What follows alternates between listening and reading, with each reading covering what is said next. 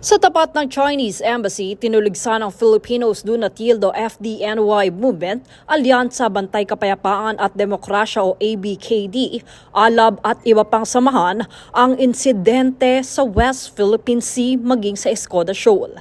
Giit ng mga grupo ang mga aksyon ng Chinese Coast Guard ay tahasang paglabag sa soberanya ng bansa at direktang banta sa buhay, kaligtasan at kabuhayan ng mga mangingisdang Pilipino.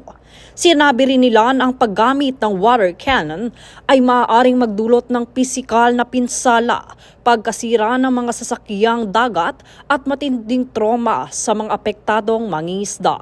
Sa pamahalaan na mas paigtingin pa po dahil po mga sibilyan na po yung mga nasasaktan, mga kababayang natin Pilipino na walang kalaban-laban. Ayon pa sa mga organisasyon, sa ilalim ng international law at United Nations Convention on the Law of the Sea o UNCLOS, iligal ang ganitong uri ng pag-atake sa loob ng EEZ ng Pilipinas.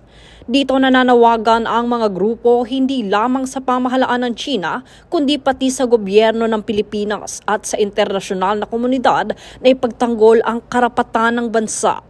At sa China po, sundin po ang UN clause, yung July 12, 2016 tribunal na ang West Philippines po ay atin.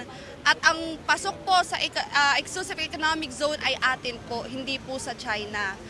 Mariin nilang iginiit na ang West Philippine Sea ay pagmamay-ari ng Pilipinas at hindi kailanman katanggap-tanggap ang karahasan, pananakot at panghihimasok ng dayuhang kapangyarihan sa ating karagatan.